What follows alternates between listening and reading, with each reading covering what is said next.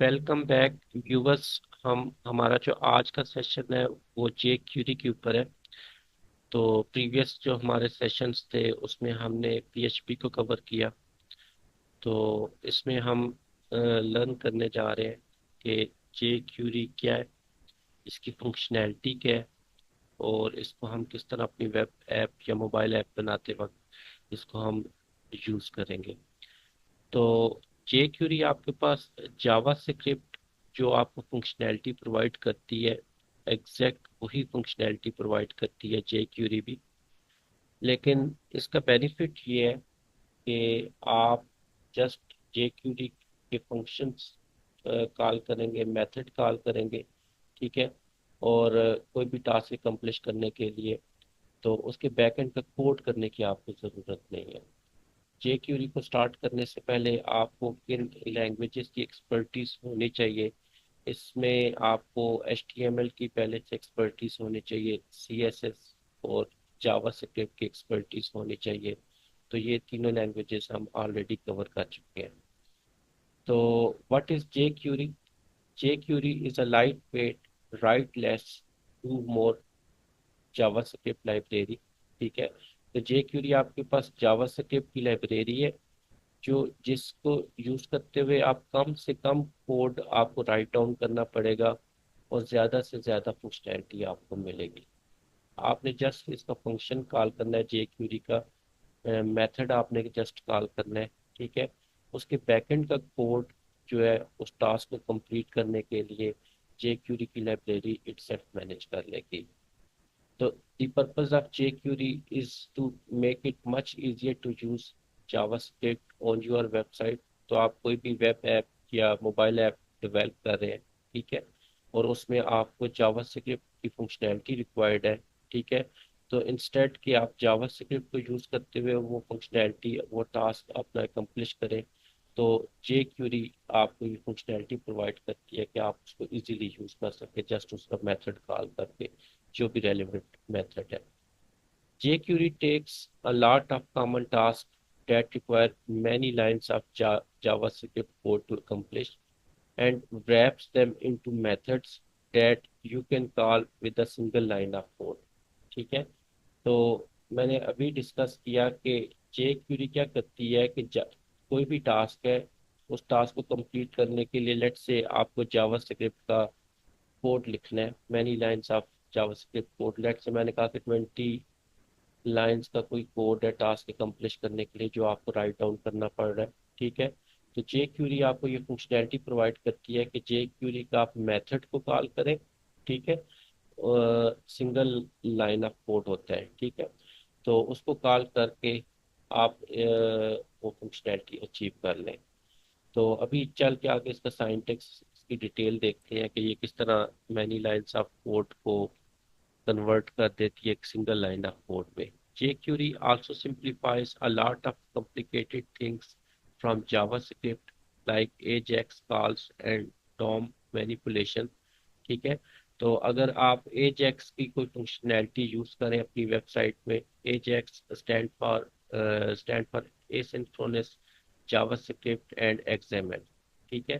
तो AJAX आपको क्या फंक्शनैलिटी प्रोवाइड करती है? ये क्लाइंट और सर्वर के दरमियान कम्युनिकेट करती है और बैकग्राउंड पे, और आपका वेब पेज का वेब पेज को कम्प्लीटली लोड किए बगैर, ठीक है, आपके वेब पेज में जो चेंजेस हुई हैं, ठीक है, उनको ये अपडेट कर देती है।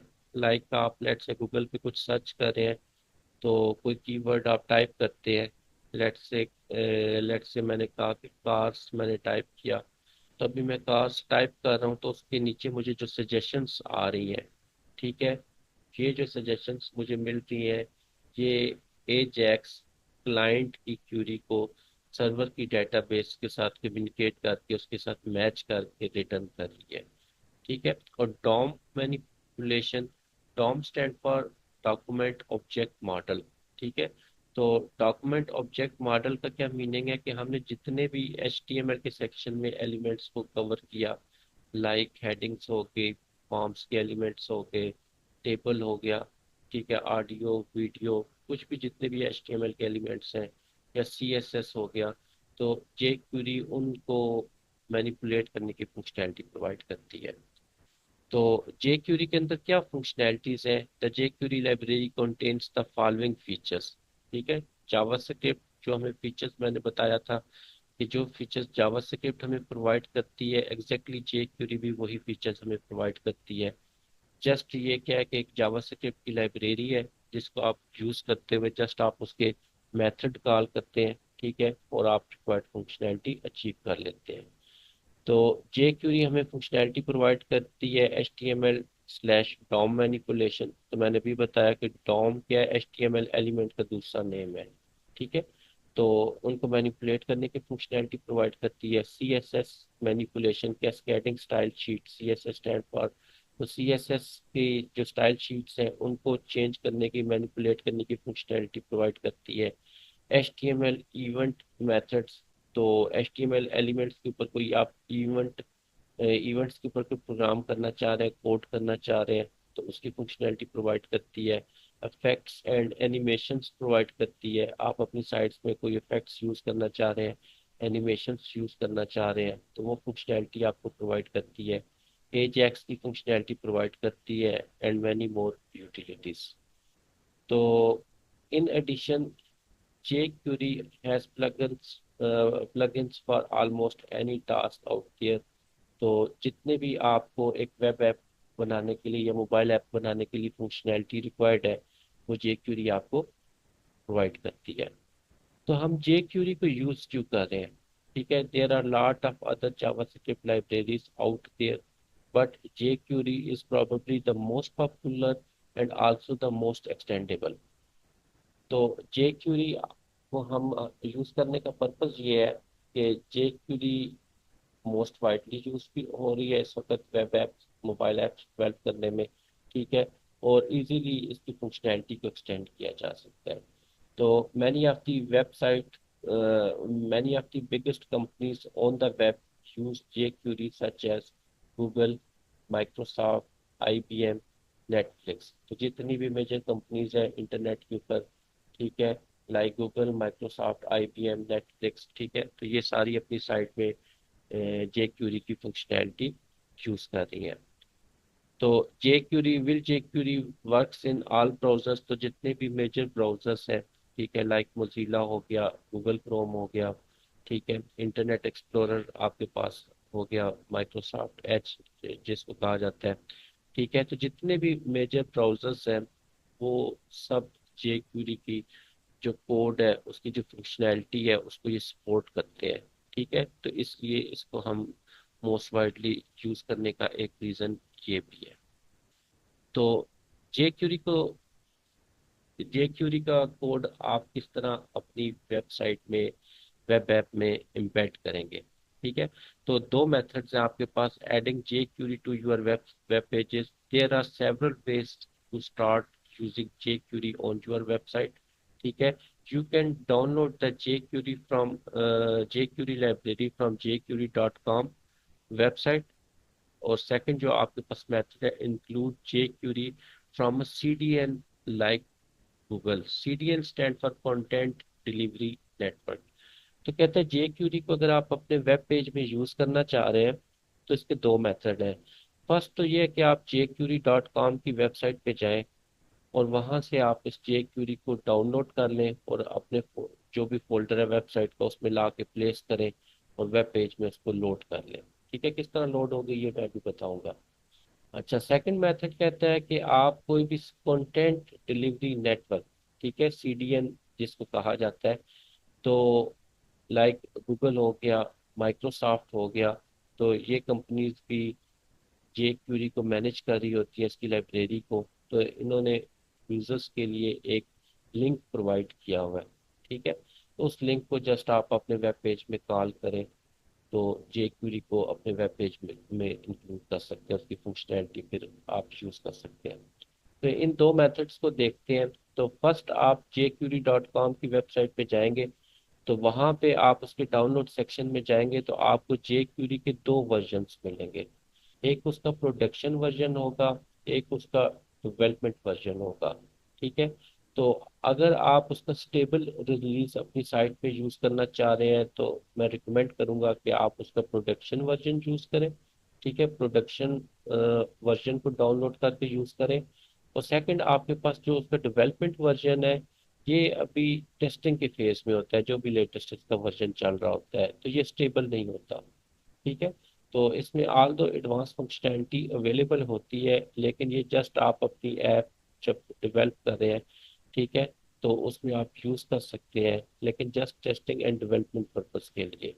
ठीक है, तो रिकमेंडेड ये है कि आप जब अपनी वेबसाइट जिसको आप पब्लिश करने जा रहे हैं, तो उसके लिए आप प्रोडक्शन वर्जन यूज करें जो कि एक स्टेबल रिलीज है। नेक्स्ट हमारे पास है कि हम jQuery का कोड किस तरह अपनी वेबसाइट पे, वेब पेज में लोड करेंगे। तो पहली चीज तो ये है कि आपने जिस भी वेब पेज में लेट्स जिस भी वेब पेज में आपने jQuery की फंक्शनैलिटी को यूज करना है, उस वेब पेज के हेड सेक्शन में जाके, हेड के ओपनिंग क्लोजिंग टैग में जाके आपने स्क्रिप्ट का टैग यूज करना है। स्क्रिप्ट का टैग पेयर टैग है। ठीक है, स्क्रिप्ट का ये ओपनिंग टैग है, ये स्क्रिप्ट का क्लोजिंग टैग है।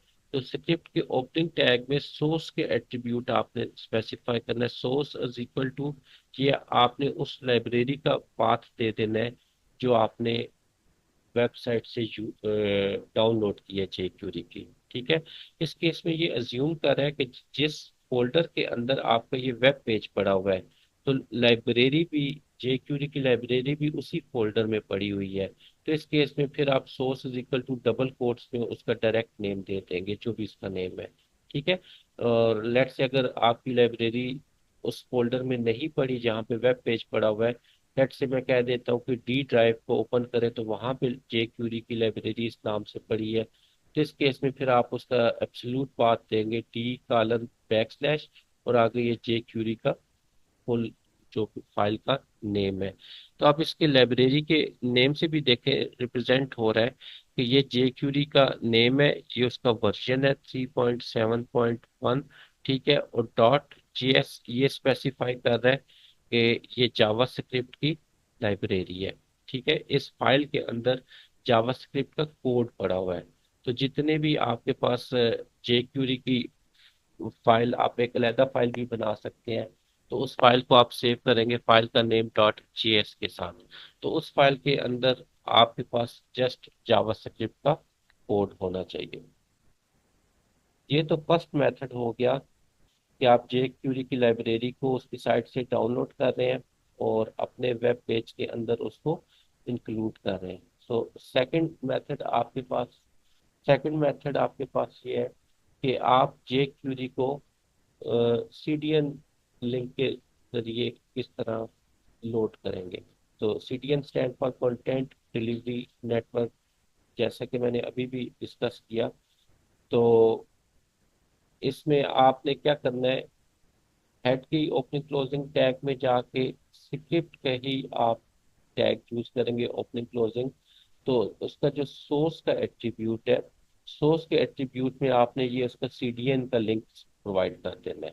ठीक है, तो ये CDN का लिंक जैसा कि इससे रिप्रेजेंट हो रहा है कि ये गूगल का है, इसके लिंक में भी आ रहा है। ठीक है, तो एंड पे ये देखें, ये इसका jQuery की फाइल का नेम है। ये एग्जैक्टली वही है जो ऊपर मैंने मेथड बताया है। ठीक है, लेकिन ये जस्ट ये है कि आपका लाइव इंटरनेट पे आप ये साइट jQuery की लाइब्रेरी पड़ी है और उसको आप अपने वेब पेज में लोड कर रहे हैं। जस्ट ये पाथ चेंज होता है। ठीक है, दोनों केसेस में यही डिफरेंस है। तो CDN के केस में ये लाइव पाथ होगा। ठीक है, जो भी आपका गूगल का यूज़ कर रहे हैं या माइक्रोसॉफ्ट का यूज़ कर रहे हैं या किसी और का भी यूज़ कर रहे हैं, और जबकि आप अपना लोकल jQuery की लाइब्रेरी को यूज़ कर रहे हैं, तो यहाँ पे फिर लोकल पाथ आ जाएगा। तो ये जस्ट दोनों में डिफरेंस है। तो ये CDN है आपके पास गूगल का। ठीक है, तो इसी तरह अगर आप माइक्रोसॉफ्ट का यूज़ करना चाह रहे हैं, ठीक है, तो माइक्रोसॉफ्ट का भी यूज़ कर सकते हैं। तो उसका CDN आप उस इंटरनेट से जाके, उसकी ऑफिशियल साइट से जाके वो स्पेसिफाई कर सकते हैं, फाइंड आउट करके दे सकते हैं। तो आपकी अपनी चॉइस है। रिकमेंडेड क्वेश्चन ये है कि कौन सा है, आया कि आप jQuery का CDN के थ्रू आप उसको लोड करें अपने वेब पेज पे, ये मेथड रिकमेंडेड है, या ऑफलाइन डाउनलोड करके और आप उसको यूज कर रहे हैं? तो इसका आंसर ये है कि आप सीडीएन के मेथड के थ्रू जो जे क्यूरी है उसको लोड करते हैं, तो ये मेथड सीडीएन का मेथड रिकमेंडेड है, इसके थ्रू आप जे क्यूरी को यूज कर सकते हैं। नेक्स्ट हमारे पास आता है कि जे क्यूरी का सिंटैक्स क्या है। हमने अभी लोड करना तो लर्न कर लिया कि हर वेब पेज के हेड सेक्शन में जाके स्क्रिप्ट के ओपनिंग क्लोजिंग टैग में आपने जे क्यूरी को स्पेसिफाई करना है, आप कौन सा मेथड सीटीएन का यूज कर रहे हैं या ऑफलाइन यूज कर रहे हैं। तो आप सेकंड चीज ये है कि आप जे क्यूरी का कोड किस तरह राइट डाउन करेंगे। ठीक है, तो जे क्यूरी का सिंटैक्स क्या है? तो आपके पास जो बेसिक जे क्यूरी का सिंटैक्स है आपके पास, उसमें डॉलर का साइन आता है, डॉलर साइन के बाद ब्रैकेट्स के अंदर आप सिलेक्टर बताते हैं, उसके बाद डॉट स्पेसिफाई करके एक्शन बताते हैं। तो क्वेश्चन ये है कि सिलेक्टर क्या है? सिलेक्टर आपके पास कोई भी HTML एलिमेंट हो सकता है, ठीक है, कोई भी CSS का एलिमेंट हो सकता है, यानी जिस टैग के ऊपर, जिस HTML एलिमेंट के ऊपर आप जे क्यूरी अप्लाई करने जा रहे हैं, ठीक है, उस एलिमेंट का नेम आपके पास जे क्यूरी सिलेक्टर कहलाता है, उस सिलेक्टर कहा जाता है। ठीक है, और एक्शन ये स्पेसिफाई करता है कि आप उस HTML एलिमेंट के ऊपर, ठीक है, क्या एक्शन परफॉर्म करने जा रहे हैं। ठीक है, तो कहते हैं uh dollar sign to define access jQuery, तो डॉलर का साइन बताता है कि ये जे क्यूरी की स्टेटमेंट है। अ सिलेक्टर टू क्यूरी और फाइंड HTML एलिमेंट्स, तो किस किस HTML एलिमेंट के ऊपर आप जे क्यूरी अप्लाई करने जा रहे हैं, जावास्क्रिप्ट अप्लाई करने जा रहे हैं, तो उस एलिमेंट का नेम को, उस एलिमेंट को सिलेक्टर कहा जाता है।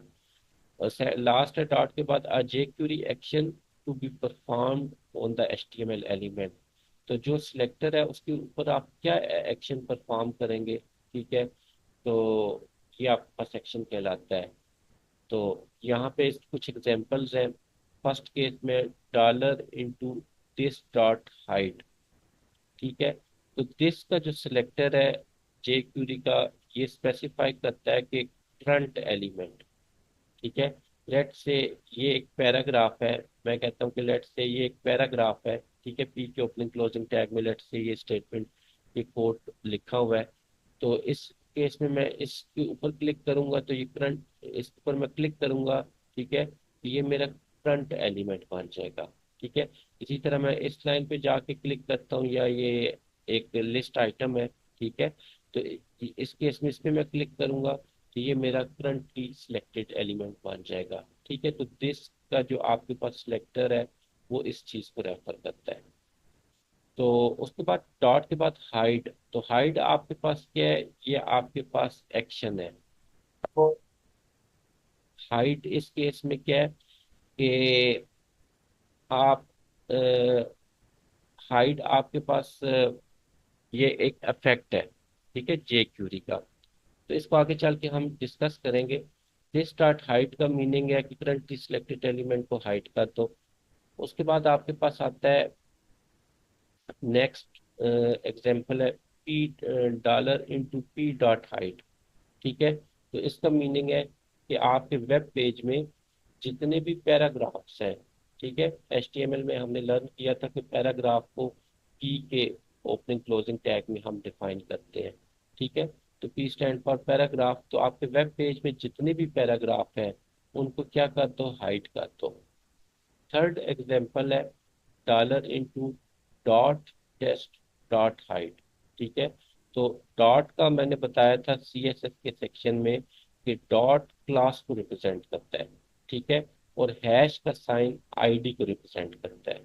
तो इस एग्जांपल के केस में आपके वेब पेज में जिन एलिमेंट्स की क्लास का नेम टेस्ट है, ठीक है, वो अब जिन एलिमेंट्स की क्लास का नेम टेस्ट का मीनिंग है कि वो एक पैराग्राफ भी हो सकता है, हेडिंग भी हो सकता है, तो कुछ भी हो सकता है, लेकिन उसमें कंडीशन ये है कि उसकी क्लास का नेम टेस्ट है। तो आपके करंट वेब पेज में जिन एलिमेंट्स की क्लास का नेम टेस्ट है उसको हाइड कर दो, उसके ऊपर ये एक्शन परफॉर्म कर दो, इफेक्ट अप्लाई कर दो। अब लास्ट वाले केस में क्या है कि हैश मैंने बताया, तो आपके करंट वेब पेज में जिन एलिमेंट्स की आईडी का नेम टेस्ट है उनको हाइड कर दो। तो क्लास और आईडी में मैंने डिफरेंस पहले भी बताया था कि आईडी आपका सिंगल एलिमेंट को रेफर कर रही होती है, ठीक है, और क्लास आपके पास सिंगल एलिमेंट को भी रेफर कर सकती है और ग्रुप ऑफ एलिमेंट्स को भी रेफर कर सकती है। तो ये कुछ 3 to 4 एग्जांपल्स मैंने डिस्कस की। तो जो जे क्यूरी का इस साइंटिक्स को मैंने डिस्कस किया था, तो उसके अकॉर्डिंग ये एग्जांपल थी। तो इन तमाम केसेस में दिस, पी, टेस्ट, और ये इस केस में क्लास का नेम टेस्ट और इस केस में आईडी का नेम टेस्ट, तो ये सारे के सारे सिलेक्टर कहलाते हैं, ठीक है। और ये जो आपके पास है डॉट के पास, ये इन सिलेक्टर्स के ऊपर क्या एक्शन परफॉर्म करना है, ठीक है, तो इनको यहाँ पे इफेक्ट्स कहा जाता है, ठीक है। तो मैं उम्मीद करता हूँ कि जेक्यूरी का साइंटेक्स क्लियर हो गया होगा। ये सिंगल लाइन ऑफ कोड है। तो अब देख यहाँ पे सेकंड इंपॉर्टेंट चीज ये है कि लेट से ये एग्जांपल ही देख ले, तो वेब पेज पे जितने भी पैराग्राफ्स हैं, ठीक है, तो आपने जस्ट उनके ऊपर ये एक्शन परफॉर्म करना है। ये कैसे होगा, इसका कोड क्या होगा हाइड करने का, ये जे क्यूरी की लाइब्रेरी की काम है कि उसको ये हाइड करे।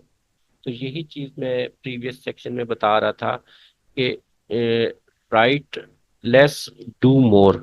तो कम से कम कोड को यूज करते हुए आप ज्यादा से ज्यादा फंक्शनैलिटी अचीव कर रहे हैं, ठीक है। तो अब ये देखें सिंगल लाइन ऑफ कोड है, ठीक है, इसके थ्रू आप अपने वेब पेज के अंदर जितने भी पैराग्राफ्स हैं उनको हाइड कर रहे हैं। आप ये भी चेक कर रहे हैं कि आपके वेब पेज में पैराग्राफ अगर करता है या नहीं, अगर करता है तो उसको हाइड कर दो, ठीक है। तो तमाम केसेस आप जस्ट ये few single line of code से आप अचीव कर रहे हैं तमाम फंक्शनैलिटी। तो नेक्स्ट आपके पास ये तो मैंने अभी जस्ट जे क्यूरी की एक स्टेटमेंट का एक साइंटेक्स मैंने बताया है। उसके बाद आप इसके जे क्यूरी को अपने वेब पेज में हेड के सेक्शन में तो मैंने बता दिया, उसके बाद ये कोड डिफाइन कहाँ पे करेंगे, जो ऊपर मैंने 3 4 एग्जांपल डिस्कस किए हैं। तो सबसे पहले आपने अपने वेब पेज के हेड के सेक्शन में जाके स्क्रिप्ट के ओपनिंग क्लोजिंग टैग में आपने लिखना है $into document.ready, ठीक है। तो इसका क्या मीनिंग है, डॉक्यूमेंट का जो सिलेक्टर है ना, ये आपके वेब पेज को रेफर कर रहा है। आपने लेट से 5 पेजेस की वेबसाइट बनाई है, उसमें पहला वेब पेज है वो उसको डॉक्यूमेंट कहा जाता है, सेकंड वेब पेज है उसको भी डॉक्यूमेंट कहा जाता है, एंड सो ऑन। तो $into document.ready, तो इस एग्जांपल के केस में डॉक्यूमेंट आपका CSS सिलेक्टर, डॉक्यूमेंट आपका jQuery सिलेक्टर है, ठीक है। और रेडी ये बता रहा है कि जब तक आपका वेब पेज कंप्लीटली लोड नहीं हो जाता, ठीक है, तो ये उसका वेट करेगा। तो जैसे ही वेब पेज कंप्लीटली लोड हो जाता है, तो उसके बाद ये फंक्शन, इस फंक्शन की बॉडी में जो जे क्यूरी की स्टेटमेंट आपने डिफाइन की है वो एग्जीक्यूट होंगी, ठीक है। तो ये वेब पेज का लोड होने का वेट करती है। अगर आप $into document.ready का फंक्शन स्पेसिफाई नहीं करते, जस्ट आप उसके स्क्रिप्ट के ओपनिंग क्लोजिंग टैग में डायरेक्ट जे क्यूरी की स्टेटमेंट प्लेस कर देते हैं, तो इस केस में अगर आपका वेब पेज कंप्लीटली लोड नहीं हुआ, ठीक है, तो फिर उस केस में जेक्यूरी की वो स्टेटमेंट एग्जीक्यूट हो जाएंगी जो कि यूजलेस हो सकती है, ठीक है। तो इस चीज का ख्याल करना है। अच्छा, इसमें एक मेथड ये है कि आप इसमें $into document.ready फंक्शन के फंक्शन की बॉडी में आप जेक्यूरी की स्टेटमेंट को प्लेस करें। एक साइंटेक्स ये है। और सेकंड साइंटेक्स ये है कि आप डॉलर का साइन दें और डायरेक्ट वो फंक्शन और उसकी बॉडी में जो भी जेक्यूरी की स्टेटमेंट है आप एग्जीक्यूट करना चाह रहे हैं वो स्पेसिफाई कर दें। तो इन दोनों मेथड में से कोई एक मेथड यूज करके आप jQuery की फंक्शनैलिटी आप अचीव कर सकते हैं। लेकिन इन दोनों की रिक्वायरमेंट ये है कि आप स्क्रिप्ट के ओपनिंग क्लोजिंग टैग में आप इनको डिफाइन करेंगे। ये भी आगे चल के मैं इसको डिस्कस करता हूँ और डिटेल में। तो रिकमेंडेड ये है कि आप ये वाला मेथड यूज करें क्योंकि ये इजी टू अंडरस्टैंड भी है। इसमें ये चीज पता चल रही है कि जब आपका वेब पेज लोड हो जाए कंप्लीटली, तो देन jQuery की स्टेटमेंट को एग्जीक्यूट करे जो कि आपने इस फंक्शन की बॉडी में स्पेसिफाई की है। तो ये दो मेथड थे। आप इसको कंप्लीटली देखते हैं कि आप इसको वेब पेज पे किस तरह यूज करेंगे। अच्छा, अब ये देखिए आपके पास स्क्रिप्ट के ओपनिंग क्लोजिंग टैग, ठीक है। तो ओपनिंग क्लोजिंग टैग में dollar into document dot ready, ठीक ठीक है, यानी जब आपका वेब पेज कंप्लीटली लोड हो जाए तो ये फंक्शन की बॉडी में जो स्टेटमेंट है उनको एग्जीक्यूट करे, ठीक है। तो इसकी बॉडी में क्या स्टेटमेंट है, कहता है कि dollar into button dot click. तो जब यूजर बटन के ऊपर क्लिक करे, ठीक है, तो कहता है कि dollar into P dot hide, तो आपके वेब पेज में जितने भी पैराग्राफ हैं उनको हाइड कर दो, ठीक है। इस केस में सिलेक्टर आपका डॉक्यूमेंट है जो कि पूरे वेब पेज को रेफर कर रहा है जब तक वो कंप्लीटली लोड नहीं हो जाता, रेडी नहीं हो जाता। फिर सेकंड केस में सिलेक्टर आपका बटन है, बटन के ऊपर क्या इवेंट यूजर परफॉर्म करे कि क्लिक करे, ठीक है। तो जब यूजर बटन पे क्लिक करे तो क्या कोड एग्जीक्यूट हो, कहता है dollar into P dot hide, तो आपके करंट वेब पेज के अंदर जितने भी पैराग्राफ है उनको हाइड कर दो, ठीक है। तो अब इसकी एग्जांपल को हम ट्राई कर लेते हैं। अब ये देख लें, ये आपका एक कंप्लीट वेब पेज है, ये उसका हेड का सेक्शन है ओपनिंग क्लोजिंग टैग, और ये उसका बॉडी का सेक्शन है। तो बॉडी के सेक्शन में देखते हैं पहले कि यहाँ पे आपके पास एक H2 हेडिंग डिफाइन है, फिर उसके बाद एक पैराग्राफ डिफाइन है, उसके अंदर this is a paragraph hyper text लिखा हुआ है। फिर सेकंड पैराग्राफ डिफाइन है, दिस इज अनदर पैराग्राफ, ये इसका हाइपर टेक्स्ट है। फिर उसके बाद लास्ट में आपके पास बटन के ओपनिंग क्लोजिंग टैग में एक बटन आपने क्रिएट किया जो कि ये है, ठीक है, और उस बटन के ऊपर क्या टेक्स्ट आए, वो आपने क्या लेबल आए वो आपने यहाँ पे स्पेसिफाई किया, ये कुछ भी हो सकता है। ये जस्ट HTML का कोड है, ठीक है। अब jQuery के कोड पे आते हैं तो हेड के ओपनिंग क्लोजिंग टैग में फर्स्ट जो स्क्रिप्ट का टैग है, ठीक है, ये आपका jQuery को लोड कर रहा है, ठीक है।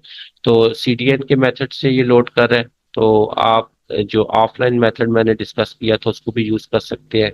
तो इस स्क्रिप्ट के ओपनिंग क्लोजिंग टैग में आपने जस्ट jQuery को CDN के मेथड को यूज करते हुए अपने वेब पेज में लोड किया। अच्छा, ये याद रखिएगा कि इस वेब पेज के हेड में जाके लोड कर रहे हैं तो इसका स्कोप जो है लाइब्रेरी की फंक्शनैलिटी इसी वेब पेज में होगी। अगर आपकी साइट लेट से 3 वेब पेजेस से मिलकर बन रही है तो सेकंड वेब पेज में आपको सेकंड वेब पेज के हेड में जाके दोबारा से स्क्रिप्ट का टैग स्पेसिफाई करना पड़ेगा, देन उस वेब पेज में आपको jQuery की फंक्शनैलिटी मिलेगी। तो सेकंड आपके पास ये तो हो गया लाइब्रेरी को लोड करना। तो सेकंड आपके पास क्या है कि आप jQuery का कोड स्पेसिफाई करने जा रहे हैं, तो दोबारा से स्क्रिप्ट का ओपनिंग और क्लोजिंग टैग देंगे, और इस स्क्रिप्ट के ओपनिंग और क्लोजिंग टैग के दरमियान आप jQuery का कोड स्पेसिफाई करेंगे। तो आगे चल के जितने भी सेशंस होंगे, टॉपिक होंगे, मेरा फोकस इस कोड के ऊपर होगा, ठीक है। तो वो अंडरस्टूड होना चाहिए कि वो स्क्रिप्ट के ओपनिंग क्लोजिंग टैग में आएगा, और वो हेड के सेक्शन में ही हमने इसको डिफाइन करना है। करने से तो आप स्क्रिप्ट का टैग बॉडी में भी स्पेसिफाई कर सकते हैं, लेकिन उसकी ऐसा फंक्शनैलिटी कोई लॉजिक नहीं बनती, ठीक है। क्योंकि मैंने बताया था कि HTML के सेक्शन में कि बॉडी में आप वो कोड प्लेस करते हैं जब विजिबल विजिबल कंटेंट्स को कंटेंट्स का कोड आप बॉडी में प्लेस कर रहे होते हैं। विजिबल का मीनिंग ये होता है कि आप वेब पेज को लोड करते हैं, जब उसका वेबसाइट का URL टाइप करके इंटर करते हैं तो जो कोड आपके पास, जो इंटरफेस आपके सामने आता है, तो उस इंटरफेस का सारा कोड आप बॉडी के ओपनिंग क्लोजिंग टैग में डिफाइन करते हैं। तो अब इसकी फंक्शनैलिटी देख लें, ठीक है। जब यूजर बटन पे क्लिक करें तो उस वेब पेज में जितने भी पैराग्राफ है, जस्ट पैराग्राफ, क्योंकि इस केस में सिलेक्टर हमारा पैराग्राफ है, तो उनको हाइड कर दो, ठीक है। तो हमारे इस केस में इस वेब पेज के अंदर एक हेडिंग है और 2 पैराग्राफ है, ठीक है। तो इस बटन पे मैंने क्लिक किया तो देखें पैराग्राफ सिलेक्टर था तो पैराग्राफ को उसने हाइड कर दिया। तो आगे चल के हम लर्न करेंगे कि हाइड करने के अलावा भी हम कौन कौन से इफेक्ट्स अप्लाई कर सकते हैं, और ये डिफरेंट सिलेक्टर्स क्या हो सकते हैं, ठीक है। तो ये वन बाय वन हमारा फोकस होगा।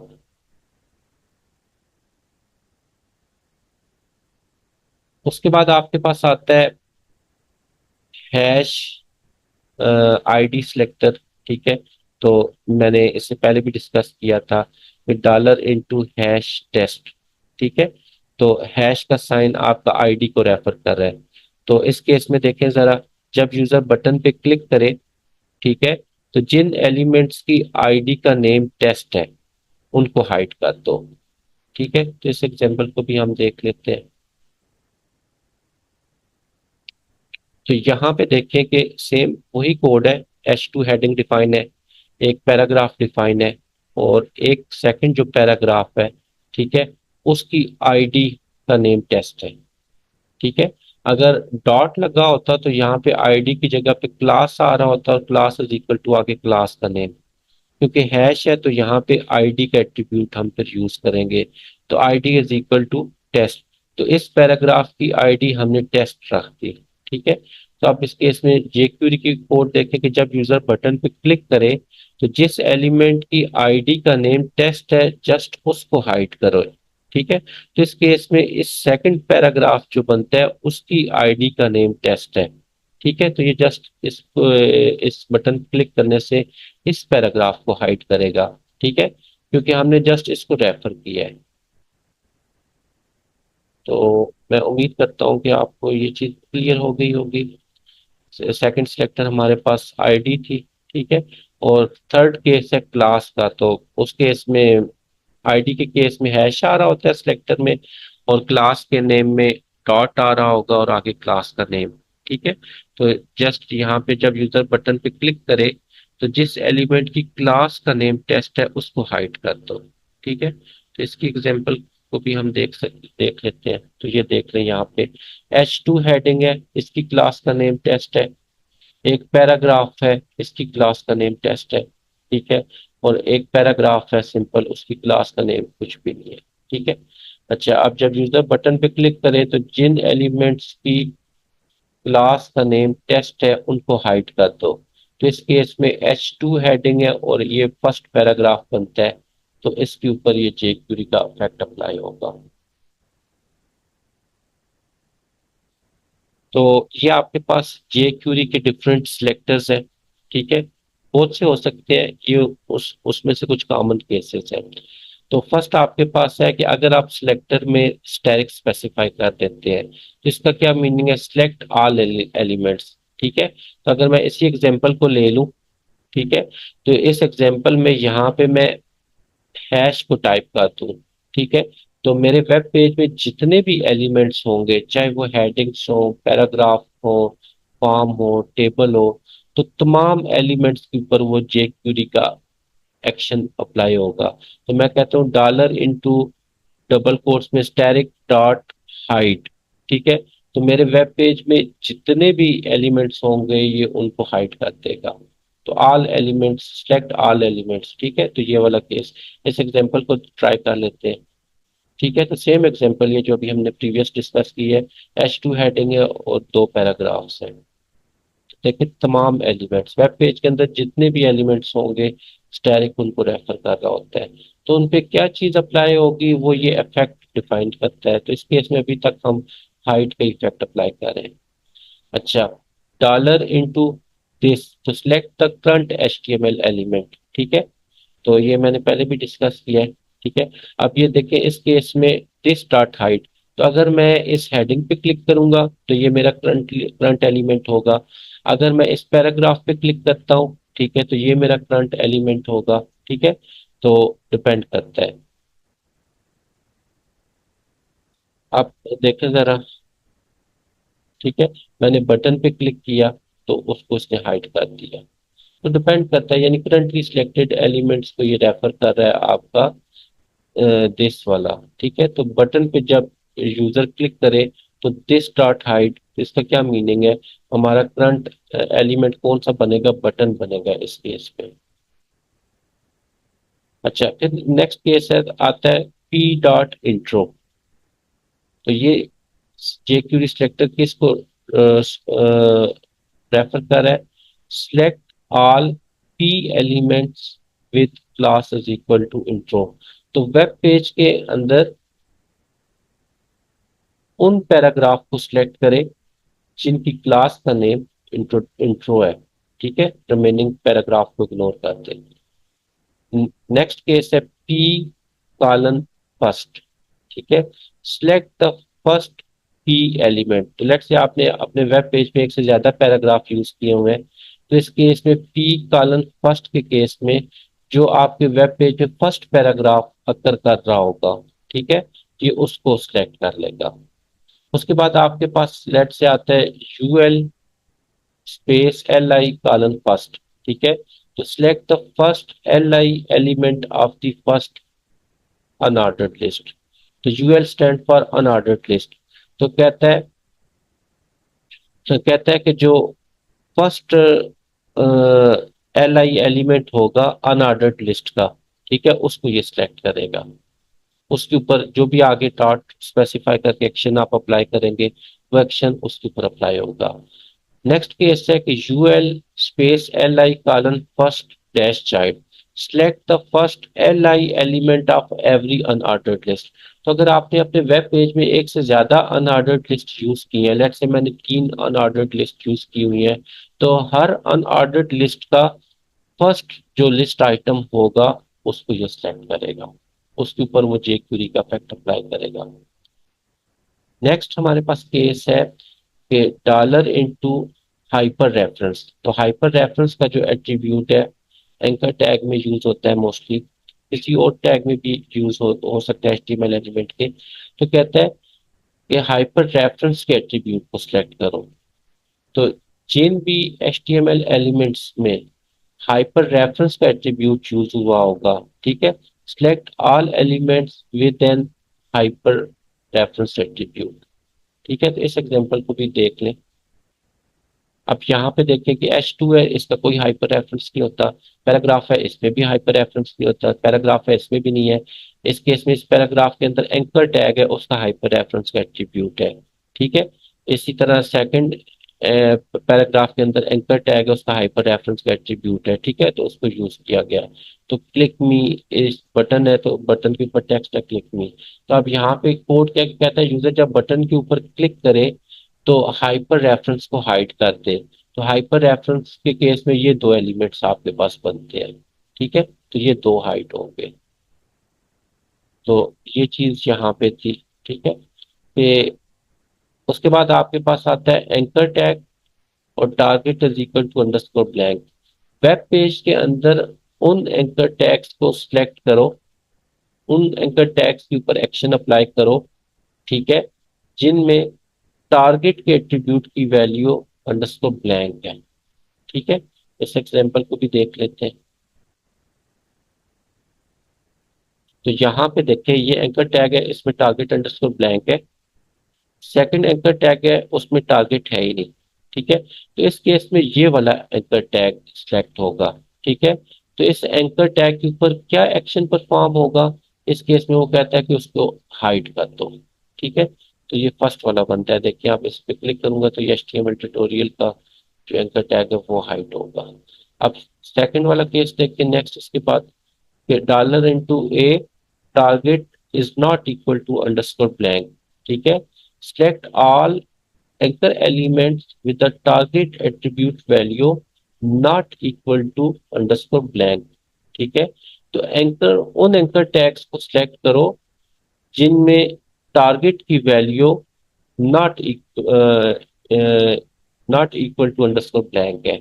तो target is equal to underscore blank attribute मैंने एचटीएमएल में डिस्कस किया था कि ये एंकर टैग को जो है एक नई टैब में ओपन करता है। ठीक है, तो इस केस में इस एग्जांपल को भी देख लेते हैं। तो आप देख ले, इस एंकर टैग में टारगेट एट्रीब्यूट की वैल्यू ब्लैंक है। ठीक है, और इस एंकर टैग के केस में इसके टारगेट के एट्रीब्यूट की वैल्यू जो है वो ब्लैंक नहीं है। तो इस केस में ये वाला एंकर टैग सिलेक्ट होना चाहिए। तो इसके ऊपर क्या एक्शन आप परफॉर्म कर रहे हैं, क्या इफेक्ट अप्लाई कर रहे हैं कि एंकर टैग के जिन एट्रीब्यूट की वैल्यू टारगेट के एट्रीब्यूट की वैल्यू ब्लैंक नहीं है, ठीक है, उसकी इक्वल नहीं है, उनको हाइड कर दो। ठीक है, तो वो ये सेकंड वाला बनता है। इस केस में देखें CSS ट्यूटोरियल हाइड होगा। ठीक है, HTML अपने वो उसी लोकेशन पे रहेगा। नेक्स्ट हमारे पास बनता है dollar into colon button, select all button elements and input elements of type button. ठीक है, तो इस केस में उन एलिमेंट्स को सिलेक्ट करेगा। इस केस में हमारा जो jQuery सिलेक्टर है वो बटन है, और input elements of type is equal to button type. Input के टैग से हम फॉर्म के एलिमेंट्स को डिफाइन करते हैं। ठीक है, तो उनके ऊपर ये अप्लाई होगा। ठीक है, जब यूजर बटन पे क्लिक करे तो बटन डॉट हाइड। ठीक है, तो बटन डॉट हाइड हमारे पास ये बटन से ये जो बटन क्रिएट हुआ है इसको हाइड कर देगा। ठीक है, इस केस में ये देखें, ये बटन हाइड हो गया। तो इस केस में हमारा जो सिलेक्टर है वो बटन है। अच्छा, इस केस में क्या है कि TR:E1। ठीक है, टेबल रो को सिलेक्ट करो, लेकिन कौन सी रो को सिलेक्ट करो? E1 वाली। ठीक है, तो उनके ऊपर क्या चीज अप्लाई करो वो डिपेंड करता है कि आप क्या इफेक्ट अप्लाई करें। इस एग्जांपल को देख लेते हैं। तो ये देखिए, ये टेबल रो है, टेबल एक ड्रा हुआ है। ये किस तरह ड्रा हुआ है? HTML में हम ऑलरेडी इसकी डिस्कशन कर चुके हैं। ठीक है, तो TR:E1, तो E1 रोज को सिलेक्ट करो और उनको सिलेक्ट करके उनके ऊपर क्या एक्शन अप्लाई करो। ठीक है, तो ये कहता है उनकी CSS मॉडिफाई करो। CSS में क्या चीज मॉडिफाई करो? बैकग्राउंड कलर येलो कर दो। जो इवन रोज है टेबल की, उनके बैकग्राउंड कलर येलो कर दो। तो इस केस में ये नीचे जो टेबल का कोड है, तो ये टेबल ड्रा हुआ है, तो उसकी जो आपके पास इवन इवन रोज है वो आपके पास 246 बनती है। ठीक है, तो ये उनको उनका बैकग्राउंड का कलर येलो कर देगा।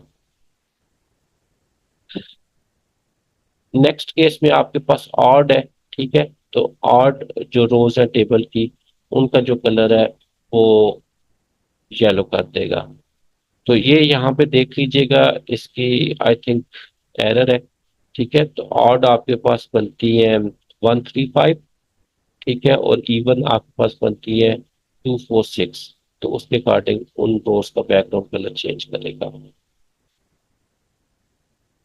तो यहाँ तक हमने जे क्यूरी के सिलेक्टर्स क्या होते हैं और सिलेक्टर किस तरह, क्या क्या किस तरह हम स्पेसिफाई कर सकते हैं, इनको डिटेल में लर्न कर लिया है। यानी हमने अपने जो जे क्यूरी का साइंटेक्स था उसमें ये जो पहले वाली जो चीज थी, डॉलर के बाद जो सबसे स्टेटमेंट में साइंटेक्स में आ रही थी, इसको जे क्यूरी सिलेक्टर कहा जाता है। तो इसकी डिफरेंट पॉसिबिलिटीज हमने लर्न की। ठीक है, अब उसके बाद हमारा नेक्स्ट जो फोकस होगा कि जे क्यूरी के अंदर इवेंट्स कौन कौन से हैं। ठीक है, उसके ऊपर हमारा फोकस होगा। और उसके बाद हमारा फोकस जो होगा वो जे क्यूरी के अंदर अफेक्ट्स कितने हैं। ठीक है, तो उनके ऊपर होगा। तो उम्मीद करता हूँ कि यहाँ तक आपको जे क्यूरी के ओवरव्यू, उसकी अंडरस्टैंडिंग हो गई होगी। तो नेक्स्ट सेशन में मिलते हैं जिसमें हम देखेंगे कि जे क्यूरी में इवेंट्स कितने हैं और कितने टाइप्स के हैं और उनको हम किस तरह यूज कर सकते हैं। Thank you.